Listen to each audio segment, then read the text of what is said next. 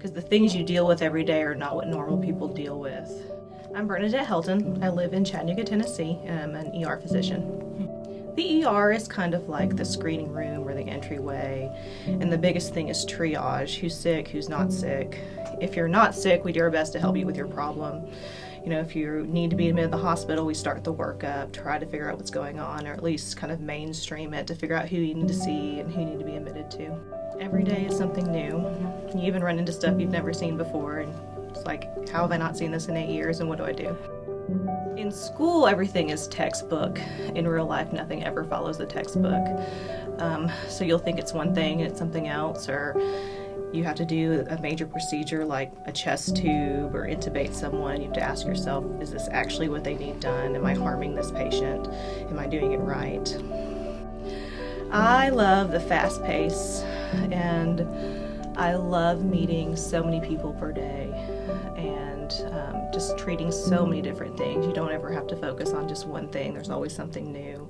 The worst part would be dealing with death and grief, telling someone they have cancer, especially in the ER because you don't know the patient. It's like, I've talked to you for 5 minutes and here I am having this conversation with you and your whole family about this new cancer you have, and I'm not a specialist, so I don't know how to treat it exactly, or you know what's going to happen from here.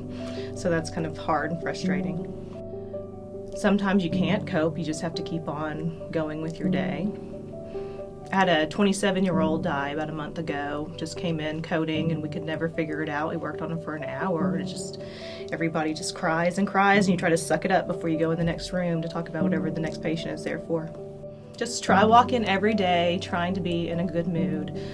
No matter how hard my day has been, I try to put a smile on my face and walk in and be fresh for each and every patient, no matter what's happened.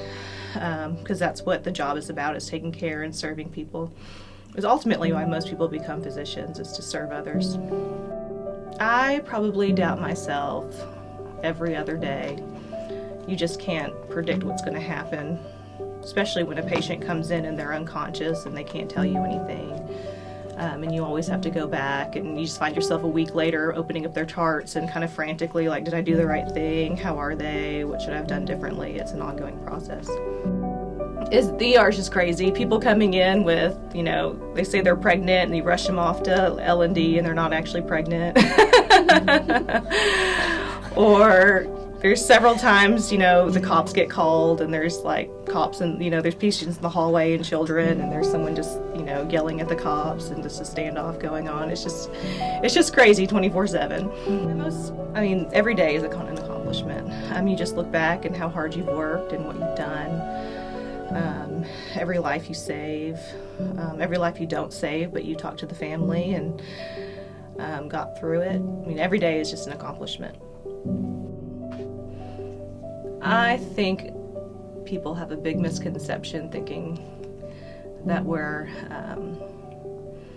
maybe elitists or know-it-alls or something like that, but we're all just really just normal people, especially all the people that end up working in the emergency room. Everybody's really outdoorsy and just loves to have fun, and I guess that's because our job is so hard. You have to find ways to relax, but really we're just normal people trying to do our job. I will say, whenever you go into medical school, you're this person that wants to save the world and everything is going to be great and dandelions and just perfect. And then you go to work, and for them, you do get to save lives and diagnose illnesses and help people feel better, but then there's a lot of discouraging times. Working in the ER, you're exposed to every walk of life, from homeless people to, you'll get a phone call saying that this is the richest man in Tennessee, take care of him, from some other person calling. So you learn to treat everybody the same. I'll walk in the room and someone that doesn't have a job, that roams the streets, I talk to them just like they're any other person, like, hey, how are you? A lot of times we know their names and everything. So it really teaches you to be more humble and to respect everyone and realize that you have something in common with everybody if you look hard enough.